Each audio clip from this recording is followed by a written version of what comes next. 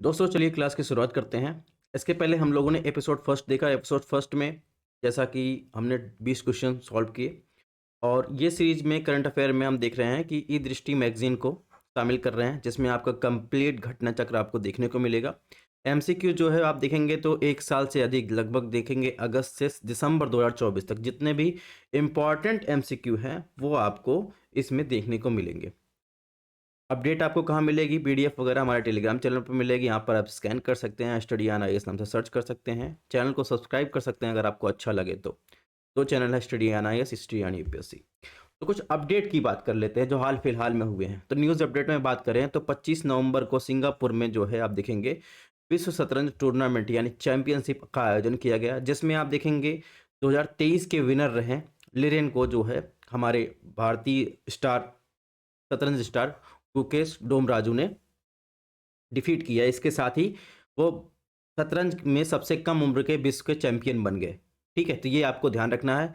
और कहाँ पर हुआ? सिंगापुर में हुआ है। ठीक है, और उन्होंने चीन के लिंग लिरेन को हराया। ये 2000 जो चीन के लिरेन है वो 2023 के जो है विनर रह चुके हैं सबसे कम उम्र के। ठीक है, इन्होंने किसको हराया था? इन्होंने रूस के ईयान को हराया था। ये चीज़ आपको ध्यान रखनी है। कुछ और न्यूज अपडेट की बात करें तो न्यूज अपडेट उत्तर प्रदेश को लेकर है। माघ मेला जो 2024 में प्रयागराज में आयोजित किया जा रहा है, तो उसमें महाकुंभ क्षेत्र को उत्तर प्रदेश सरकार ने नया जिला घोषित किया है। ये आपको ध्यान रखना है। कब? 1 दिसंबर 2024 को। इस जिले में 4 जो है जनपद शामिल किए गए हैं। ठीक है, यानी उन चारों में अगर बात करें तो सदर, सोरांव, फूलपुर, करछाना, और इन चारों को मिलाकर आप देखेंगे तो नए जिले के महाकुंभ मेला जनपद के नाम से जाना जाएगा। और कितने महीनों के लिए बनाया गया है? 4 महीने के लिए। ठीक है, अगर महाकुंभ मेला डिस्ट्रिक्ट की बात करें उसमें कितने गांव शामिल किए गए आपको जानना? 67। ये भी आपको ध्यान रखना है। ये तहसीलें शामिल की गई हैं। जो 4 हमने बात की, ये तहसीलें जो है शामिल की गई हैं महाकुंभ मेला जनपद बनाने के लिए। ठीक है, अगर बात करें महाकुंभ मेला क्षेत्र को जिला घोषित किए जाने के बाद आप देखेंगे तो उत्तर प्रदेश में कुल जिलों की संख्या कितनी हो गई? 76। ये आपको ध्यान रखना है। तो ये तो बात हो गई कुछ न्यूज अपडेट जो हाल फिलहाल में दिसंबर में हुए हैं। अब की बात करें तो समर्थ किस मंत्रालय के तहत एक मांग संचालित रोजगार उन्मुख वृहद कौशल कार्यक्रम है? ठीक है, यहां पर इंग्लिश में भी दिया गया है। Samarth is a demand driven and employment oriented mass skill program under which ministry? आपको पूछ रहा है। वस्त्र मंत्रालय यानी कपड़ा मंत्रालय, जनजातीय मंत्रालय, वाणिज्य मंत्रालय, शिक्षा मंत्रालय। तो आपको बताना है कि समर्थ योजना जो है वो किस मंत्रालय के तहत एक डिमांड ड्रिवेन और employment oriented mass skill programme है। तो आपको ये बताना है। तो आप देखेंगे जो समर्थ योजना है ये देखेंगे कपड़ा मंत्रालय की बात करिए, वस्त्र मंत्रालय के अंतर्गत जो है एक एम्प्लॉयमेंट यानी ओरिएंटेड मास स्किल प्रोग्राम है। कुल मिलाकर ये स्किल डेवलपमेंट प्रोग्राम है वस्त्र मंत्रालय के अंतर्गत। अगर इसके बैकग्राउंड की बात करें तो अंतर्राष्ट्रीय महिला दिवस 2022 के अवसर पर एमएसएमई मंत्री ने महिलाओं के एक विशेष उद्यमिता संवर्धन अभियान समर्थ का शुभारंभ किया था। ठीक है, ध्यान देखिएगा वर्तमान में इसे 2 वर्षों के लिए 24-25 से 25-26 के लिए बढ़ा दिया गया है। बजट में इसका जो है जो एलोकेशन किया गया है वो 495 करोड़ रुपए किया गया है, ताकि 3 लाख लोगों को वर्क संबंधी स्किल दिया जा सके। तो ये आपको ध्यान रखना है। इसके अलावा कुछ एक्स्ट्रा फैक्चुअल इन्फॉर्मेशन है। राष्ट्रीय हथकरघा दिवस की बात करें तो भारत में हथकरघा बुनकर समुदाय को महत्व को चिन्हित करने के लिए हर साल 7 अगस्त को राष्ट्रीय हथकरघा दिवस मनाया जाता है। तो ये भी आपको ध्यान रखना है। अगर समर्थ की बात करें तो इसका फुल फॉर्म क्या है? Scheme for capacity building in textile sector. ये फुल फॉर्म भी आप याद रखिएगा। तो समर्थ योजना की बात करें तो ये क्या है? कपड़ा क्षेत्र में एक क्षमता निर्माण प्रोग्राम है। जैसे स्किल बिल्डिंग की बात ही कर रहा है, कैपेसिटी बिल्डिंग की बात कर रहा है। तो 12वीं पंचवर्षीय योजना जो 2012-17 के लिए जो है आर्थिक मामलों कैबिनेट समिति द्वारा इसे मंजूरी दी गई थी, जिसका नाम था इंटीग्रेटेड स्किल डेवलपमेंट स्कीम। ठीक है, अगर बात करें तो ऑफिस ऑफ डेवलपमेंट कमिश्नर जो है नेशनल हैंडीक्राफ्ट डेवलपमेंट प्रोग्राम की स्किल डेवलपमेंट हैंडीक्राफ्ट सेक्टर के तहत जो है कारीगरों को कौशल प्रशिक्षण देते हैं। ठीक है, तो ये बात हो गई समर्थ योजना की। क्वेश्चन नंबर 12 की बात करते हैं। तो 12 में बात करें तो इसमें पूछा है स्वास्थ्य देखभाल, कृषि और टिकाऊ शहरों पर केंद्रित 3 कृत्रिम बुद्धिमत्ता उत्कृष्टता केंद्रों की घोषणा किसने की? तो इसमें देखेंगे who announce the 3 artificial intelligence centre of excellence focused on health care, agriculture, sustainable city. तो आपको बताना है इसमें किसने की। ऑप्शन एक श्री जगत प्रकाश नड्डा जो स्वास्थ्य और परिवार कल्याण मंत्रालय और रसायन उर्वरक मंत्रालय हैं। बी धर्मेंद्र प्रधान शिक्षा मंत्रालय हैं के अंतर्गत है इनका। सी श्री भूपेंद्र यादव पर्यावरण वन जलवायु परिवर्तन मंत्रालय। डी डॉक्टर जितेंद्र सिंह विज्ञान और प्रौद्योगिकी मंत्रालय। आपको बताना है कि स्वास्थ्य देखभाल यानी हेल्थ केयर, एग्रीकल्चर और सस्टेनेबल सिटीज पर शहरों पर केंद्रित 3 जो है आर्टिफिशियल इंटेलिजेंस के उत्कृष्टता केंद्रों की घोषणा किसने की। तो आप देखेंगे 15 अक्टूबर 2024 को जो है जो हमारे शिक्षा मंत्री हैं, केंद्रीय शिक्षा मंत्री धर्मेंद्र प्रधान ने जो है इसकी घोषणा की। तो 15 अक्टूबर 2024 को आप देखेंगे स्वास्थ्य सेवा, कृषि और सस्टेनेबल जो अर्बन है उनमें एआई की 3 उत्कृष्टता केंद्रों की स्थापित करने की घोषणा की गई। अगर हेल्थ सेक्टर की बात करें उसमें आप देखेंगे अखिल भारतीय आयुर्विज्ञान संस्थान शामिल है एम्स दिल्ली में, भारतीय प्रौद्योगिकी संस्थान आईआईटी, जबकि पंजाब के रोपड़ आईआईटी ये जो है कृषि से संबंधित उत्कृष्टता केंद्र की आप देखेंगे नेतृत्व करेंगे। अगर आईआईटी कानपुर की बात की जाए तो सस्टेनेबल शहर के उत्कृष्टता केंद्र विकसित करने में काम करेंगे। ठीक है, ये चीज़ें आपको ध्यान रखनी है। आप देखेंगे 2023-24 के केंद्रीय बजट में आप देखेंगे 990 करोड़ का जो है फाइनेंस जो है एलोकेट किया गया है। चलिए क्वेश्चन नंबर 13 देखते हैं। इसमें पूछा अंतर्राष्ट्रीय दूरसंचार संघ विश्व दूरसंचार मानकीकरण सभा 2024 का उद्घाटन कहाँ किया गया। तो इसमें ऑप्शन देना भूल गए हैं। बहरहाल अगर बात करें इसका उद्घाटन आप देखेंगे नई दिल्ली प्रगति मैदान में 15 से 24 अक्टूबर 2024 के बीच किया गया है। ठीक है, और ये सभा जो है हर 4 साल में आयोजित की जाती है। ठीक है ना, और इसी के दौरान आप देखेंगे भारत के प्रधानमंत्री ने जो है इंडिया मोबाइल कांग्रेस 8वें संस्करण का भी आयोजन आप देखेंगे दिल्ली में प्रगति मैदान में किया। तो ये चीज़ें आपको ध्यान रखनी है। कुछ न्यूज अपडेट की बात कर लेते हैं। जैसे आप देखेंगे अभी हाल फिलहाल में लेडी जस्टिस के बारे में न्यूज़ में था। ठीक है, तो उसमें कुछ चेंजेस किए गए थे तो उसके बारे में थोड़ा सा देख लेते हैं। अगर लेडी जस्टिस की उत्पत्ति और प्रकृतिवाद की बात करें तो लेडी जस्टिस को सबसे पहले रोमन सम्राट ऑगस्टस ने पेश किया था न्याय को बनाए रखने के महत्वपूर्ण गुणों के संबंध में। ठीक है, इसमें देवी की इच्छा भी कानूनी प्रणाली के न्याय के रूपक के रूप में इसका प्रतिनिधित्व करती हैं। अगर लेडी जस्टिस की बात करें तो एक जो वर्तमान में है और दूसरा जो पहले रह चुका है यानी ओल्ड और नए, इसमें कुछ चेंजेस किए गए हैं उनके बारे में हम लोग बात कर लेते हैं।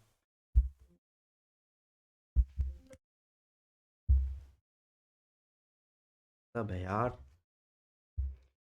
कुछ अब न्यूज़ अपडेट की बात कर लेते हैं जिसमें आप देखेंगे लेडी जस्टिस हाल फिलहाल में न्यूज में रहा है। तो लेडी जस्टिस की बात करें, उसकी उत्पत्ति की बात करें तो आप देखेंगे सबसे पहले रोमन सम्राट जो है अगस्टस ने पेश किया था।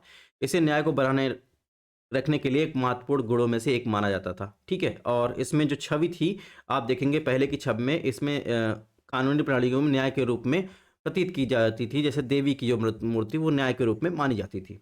अगर बात की वर्तमान में भारत में जो है पहले तो एक ओल्ड रह चुकी हैं, दूसरा अभी नई जो हाल फिलहाल में देखेंगे सर्वोच्च न्यायालय के जो हमारे न्यायाधीश थे पूर्व न्यायाधीश उनके द्वारा लाया गया।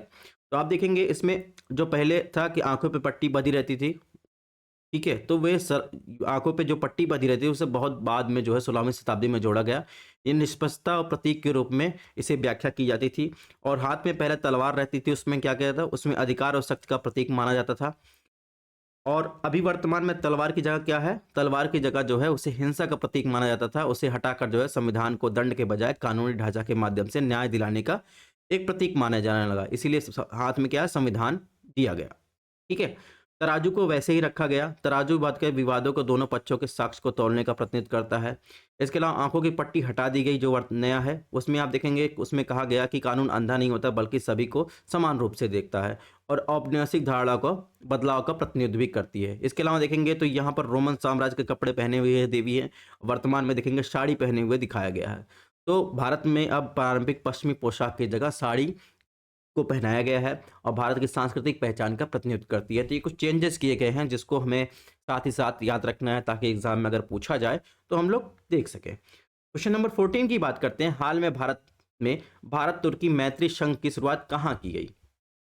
ठीक है, हैदराबाद, चेन्नई, गांधीनगर, गुरुग्राम। तो आपको बताना है कि हाल ही में भारत तुर्की मैत्री संघ की शुरुआत कहाँ की गई। आप देखेंगे ये द हिंदू का आर्टिकल है, तो आप देखेंगे इंडो टर्की फ्रेंडशिप एसोसिएशन जो है लॉन्च किया गया हैदराबाद में, ठीक है। तो ध्यान रखिएगा इसमें क्या हो जाएगा, ऑप्शन ए हैदराबाद। अब टर्की की बात कर रहे हैं तो टर्की का जो है कुछ लोकेशन देख लेते हैं, हो सकता है लोकेशन से कुछ क्वेश्चन पूछ लिया जाए। अगर आपसे पूछा जाए एनाटोलिया का पठार कहाँ स्थित है, एनाटोलिया का पठार आप देखेंगे टर्की में स्थित है। अब ध्यान, टर्की की राजधानी क्या है, अंकारा, टर्की की राजधानी अंकारा है। और एक चीज़ और ध्यान रखिएगा, टर्की जो है आप देखेंगे यूरोप में भी पाया जाता है कुछ हिस्सा, ठीक है, इस्तांबुल वगैरह, और एशिया में भी पाया जाता है। दो चीज़ें हो गई। इसके अलावा अगर बात करें यहाँ पर टर्की के नीचे चले जाएंगे तो यहाँ पर आप देखेंगे मेडिटेरियन सी में साइप्रस, साइप्रस एक कंट्री है, इसको आपको ध्यान रखना है। इसके अलावा बात करें तो टर्की में ही आप देखेंगे तो यहाँ पर लेक वान जो दुनिया की सबसे हाईएस्ट जो है लवड़ी झील है वो स्थित है, ठीक है, जिसकी सैलिनिटी आप देखेंगे 330 किलोग्राम प्रति किलोग्राम जो है आप देखेंगे ये पाई जाती है। और इसके बाद दूसरे नंबर पर सबसे हाईएस्ट हो डेड सी, ठीक है, ये यूएसए में, इजराइल में आपको देखने को मिलेगा डेड सी। और आप देखेंगे उटाहा में, उटाहा प्रांत में यूएसए में आप देखेंगे ग्रेट सॉल्ट लेक मिल जाएगा। तो ये दुनिया की 3 जो है सबसे हाईएस्ट जो है लवड़ी झील है, ये आपको ध्यान रखना है। तो हम लोग बात कर रहे थे टर्की की। टर्की की बात करें दोस्तों तो टर्की में आप देखेंगे कुछ प्लेसेस है जिसको आपको ध्यान रखना है। और उन प्लेसेस की बात करें तो उन प्लेसेस में सबसे पहले हमने बताया एनाटोलिया का पठार। आप देखेंगे टॉरुस माउंटेन भी आपको कहाँ मिल जाएगा, टर्की में भी मिल जाएगा। अब कुछ ब्लैक सी की बात करें, ब्लैक सी टर्की से लगा हुआ है। और ब्लैक सी आप देखेंगे सी ऑफ मरमरा को कौन जोड़ता है, बास्फोरस स्टेट, ये आपको ध्यान रखना है। और वहीं अगर बात करें सी ऑफ मरमरा को मेडिटेरियन सी या एजियन सी से कौन जोड़ता है, तो आप देखें डांडलस स्टेट जो है जोड़ता है। तो ये चीज़ें आपको ध्यान रखनी है। इसके अलावा अगर पूछा जाए ब्लैक सी से लगे हुए कौन कौन से देश हैं, तो आप ध्यान रखें यूक्रेन, ठीक है, ये सी ऑफ अजोब ये ब्लैक सी है। और इसके बाद रशिया, ठीक है, जॉर्जिया भी लगा हुआ है, टर्की तो लगा ही हुआ है, यहाँ पर बुल्गारिया, रोमानिया, तो ये ब्लैक सी से लगे हुए हैं। अगर वहीं देखेंगे तो इसराइल से संबंधित बहुत सारी चीज़ें न्यूज़ में रहती हैं, तो आप देखेंगे इसमें आपको ध्यान रखना है मेडिटेरियन सी में ये एरिया बहुत ज़्यादा इंपॉर्टेंट हो जाता है, पूछता है कौन कौन सा देश लगे हुए हैं, तो आप देखेंगे लेबनान भी लगा है। इधर आ जाएंगे ऊपर जाएंगे तो यहाँ पर आप देखेंगे तो सीरिया भी जो है मेडिटेरियन सी से लगा हुआ है, इसराइल तो लगा ही हुआ है, तो ये आपको ध्यान रखना है। डेड सी की लोकेशन अभी बताया हमने, सेकंड हाईएस्ट जो है सैलिनाइन वाटर आपको देखने को मिलेगा, तो ये इसराइल में है। और इसराइल की देखेंगे राजधानी जेरूसलम हो जाएगी, यहाँ पर जॉर्डन रिवर भी पाई जाती, तो ये चीज़ें आपको ध्यान रखनी है। अब मेडिटेरियन सी की बात कर रहे हैं तो यहाँ पर ये वाला एरिया हम लोगों ने देख लिया। इसके अलावा ये सब भी आप देखेंगे मेडिटेरियन सी से लगते हैं, वीडियो पॉज करके आप देख लीजिएगा। एक चीज़ और ध्यान रखिएगा, मेडिटेरियन सी में ही आप देखेंगे सिसिली आइलैंड पाया जाता है, ठीक है, तो ये भी आपको ध्यान रखना है। और हाल फिलहाल में अगर न्यूज़ अपडेट की बात करें तो ऐसे ही कुछ न्यूज़ अपडेट इसी में कवर करते रहेंगे क्योंकि एग्ज़ाम नज़दीक है, तो इसमें जो है हम क्वेश्चन वाइज डिस्कस कर रहे हैं, प्लस बीच बीच में ऐसा देख। तो आप देखेंगे जनरल असेंबली जो है इलेक्शन हुए नवंबर 2024 में, उसके कुछ रिजल्ट आए उनमें देख लेते हैं। तो आप देखेंगे झारखंड में आप देखेंगे जेएमएम की सरकार बनती है, ठीक है, ये 6 टर्म में जो है सीएम चुने जाते हैं, कौन, हेमंत सोरेन जी, ठीक है। और झारखंड की जो है विधानसभा सीट कितनी है, 81। अगर वहीं महाराष्ट्र की बात करें तो महाराष्ट्र में बीजेपी की गवर्नमेंट बनती है, ठीक है। और ये जो है देवेंद्र फडणवीस तीसरी बार मुख्यमंत्री चुने जाते हैं। यहाँ की कितनी है विधानसभा सीट, 288 सीट है। तो ये तो बात हो गई झारखंड और महाराष्ट्र की। अब बात करें तो हरियाणा की, हरियाणा की बात करें तो लगातार जो है तीसरी बार जो है बीजेपी यहाँ पर जीतती है। विधानसभा सीट आप देखेंगे 90 है। और यहाँ के जो सीएम बनते हैं नायाब सिंह सैनी बनते हैं, तो ये आपको ध्यान रखना है। अगर बात करें उत्तर प्रदेश में, उत्तर प्रदेश में आप देखेंगे उत्तर प्रदेश में असेंबली जो है कॉन्स्टिट्यूंसी है वो उसमें 403 जो है इलेक्टेड मेंबर होते हैं। और उत्तर प्रदेश की जो लेजिस्लेटिव काउंसिल है उसमें 100 मेंबर होते हैं, तो ये आपको ध्यान रखना है। उसके अलावा अगर जम्मू कश्मीर की बात करें, जम्मू कश्मीर बहुत ज़्यादा इंपॉर्टेंट हो जाता है। तो जम्मू कश्मीर में आप देखेंगे तो जेकेएन यानी जम्मू कश्मीरी नेशनल कॉन्फ्रेंस की सरकार बनती है और उमर अब्दुल्ला जो है इसके चीफ मिनिस्टर बनते हैं। और ये इनकी अलाई पार्टी की बात करें तो Jammu Kashmir national conference, national Indian national Congress और कम्युनिस्ट पार्टी ऑफ इंडिया जो है ये तीनों मिलकर जो है सरकार बनाते हैं। अगर वहीं लोकसभा और राज्यसभा सीट की बात करें, ध्यान रखिएगा उत्तर प्रदेश में 80 हैं, ठीक है, सबसे हाईएस्ट। उसके बाद देखेंगे यहाँ पर लिस्ट दी गई, इसको आपको देख लेना। अगर वहीं इलेक्शन की बात करें तो इलेक्शन हुआ जम्मू कश्मीर में लोकसभा सीट कितनी, 5 है, ठीक है। और इसके अलावा कहाँ इलेक्शन हुआ अभी हाल फिलहाल, महाराष्ट्र में 48 है। तो ऐसे ही आपको ध्यान है, बिहार में कितनी है, 40 है। तो ऐसे आप अपने राज्य को देखकर आप लगा सकते हैं किस राज्य की आप देने जा रहे हैं। वैसे भी आपको याद रहना चाहिए। हरियाणा की बात करें तो 10 लोकसभा सीट है। अगर वही राज्यसभा की सीट बात करें तो राज्यसभा में उत्तर प्रदेश में 31 है, ठीक है। तो यहाँ पर आप अपने हिसाब से अपने अपने राज्य का वीडियो पॉज करके आप देख सकते हैं। नेक्स्ट क्वेश्चन की बात करें, क्वेश्चन नंबर 15 की बात करें, तो हाल ही में भारत सरकार द्वारा कितनी भाषाओं को शास्त्रीय भाषा का दर्जा प्रदान किया गया है? Recently how many language were given the status of classical language by the government of India? ठीक है, तो option A 3, B 2, C 4, D 5। तो आप देखेंगे इसके पहले कितनी लैंग्वेज थी, तो इसके पहले आप देखेंगे 5 जो है हमारी क्लासिकल लैंग्वेज थी, जिसमें तमिल को 2004 में, संस्कृत को 2005 में, तेलुगु को 2008 में, कन्नड़ को 2008 में, ठीक है, मलयालम को 2013 में, उड़िया को 2014 में शामिल किया गया। और अभी हाल में आप देखेंगे तो 6 अक्टूबर 2024 को 5 लैंग्वेज को और क्लासिकल लैंग्वेज दिया गया। हालांकि आप देखेंगे जिसके नॉर्म में है उसमें 2005 में चेंज किया गया, 2024 में इसको चेंज किया गया, इसकी चर्चा हम लोग आगे करेंगे। तो 6 भाषाओं की बात करें, 6 भाषाओं में जो है उन 6 भाषाओं के अलावा, यानी इनके अलावा आप देखेंगे 5 भाषाओं को और मराठी, पाली, प्राकृत, असमिया, बंगाली को जो है आप देखेंगे क्लासिकल लैंग्वेज का दर्जा दिया गया है, जिसमें आप देखेंगे वर्तमान में कि टोटल कितनी क्लासिकल लैंग्वेज है। एक क्वेश्चन ये भी बनता है, तो 11 जो है क्लासिकल लैंग्वेज है, तो इसमें आपको ध्यान रखना है 5 भाषाओं को हाल फिलहाल में शामिल किया गया, जिसमें आप देखेंगे मराठी, पाली, प्राकृत, असमिया, बंगाली शामिल है।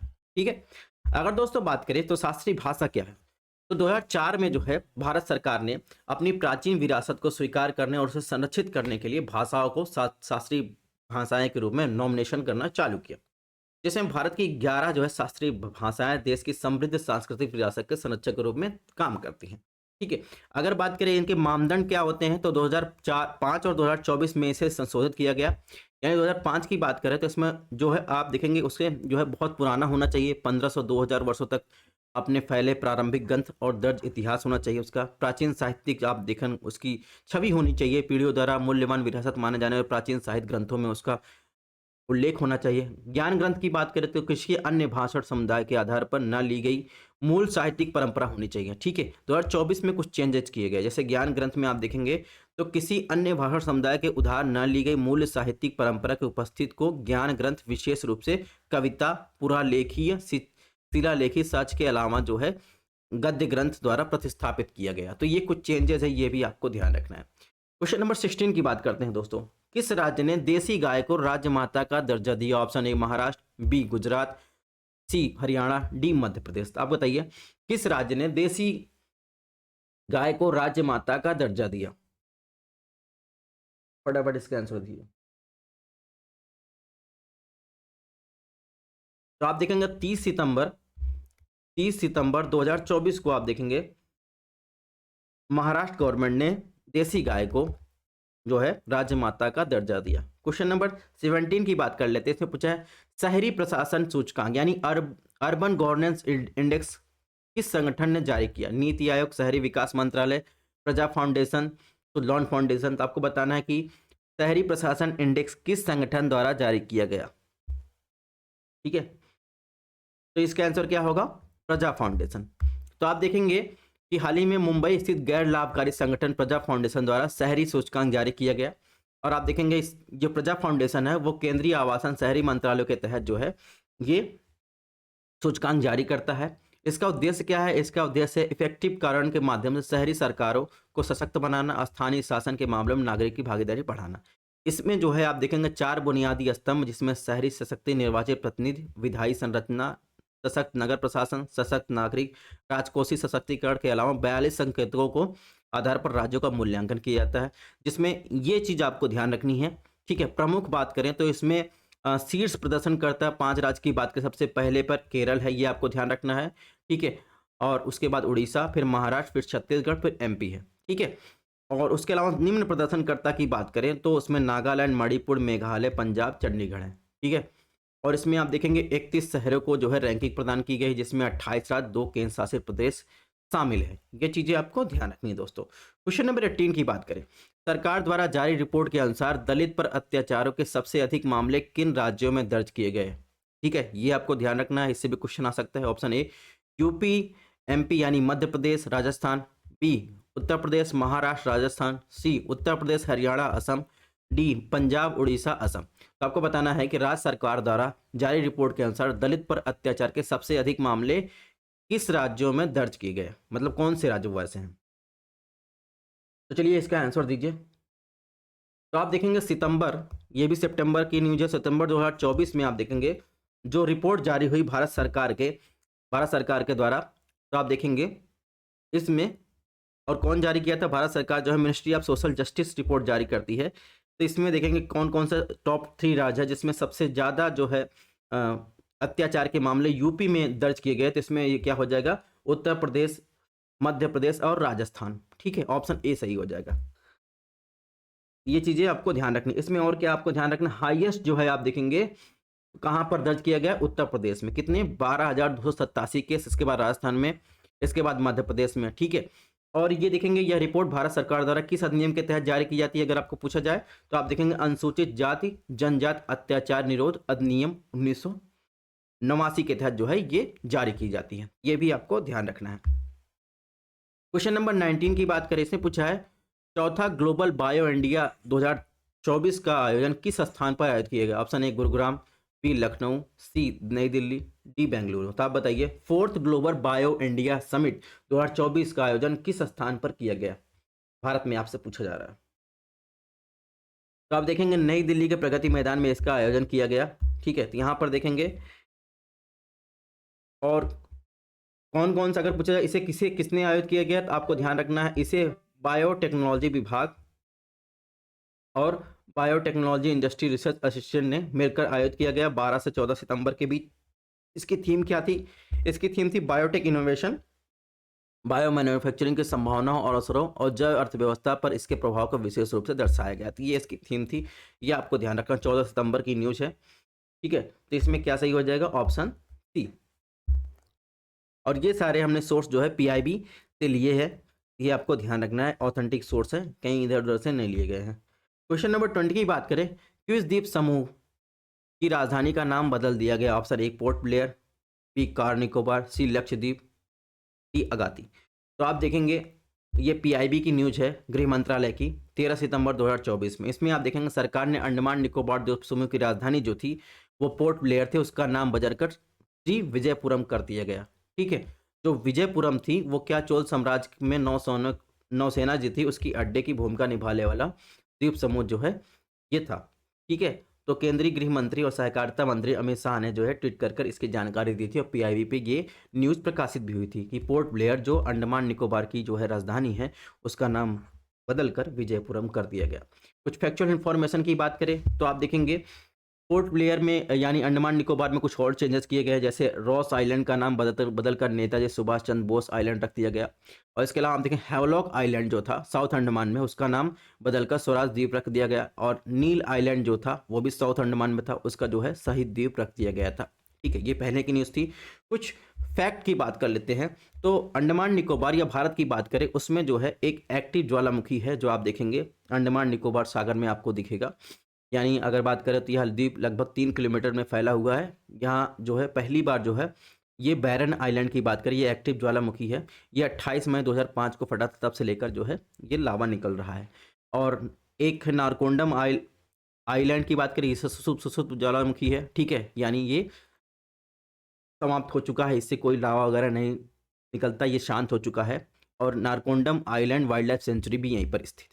अगर आपसे पूछा जाए Mahatma Gandhi marine national park कहाँ स्थित है तो ये आपको ध्यान रखना साउथ अंडमान में स्थित है। ठीक है, रानी झांसी मरीन नेशनल पार्क भी आप देखेंगे तो यहाँ पर मिल जाएगा अंडमान निकोबार में, साउथ बॉटम आइलैंड भी नेशनल पार्क मिल जाएगा। इसके अलावा जो माउंट हैरियट नेशनल पार्क भी आपको साउथ अंडमान मिलेगा। डेक्कन पास पूछा जाए तो आपको ध्यान रखना लिटिल अंडमान को जो है आप देखेंगे तो अलग करता है। ठीक है, और 10 डिग्री चैनल की बात करें तो लिटिल अंडमान को कार निकोबार को अलग करता है। इसके अलावा देखेंगे तो निकोबार में आपको कैंपेबल बे नेशनल पार्क ये मिल जाएगा, ये आपको ध्यान रखना है। तो दोस्तों ये था आज का लेक्चर, और अगर क्लासेस पसंद आ रही हों तो आप चैनल को सब्सक्राइब कर सकते हैं। मिलते हैं नेक्स्ट लेक्चर में।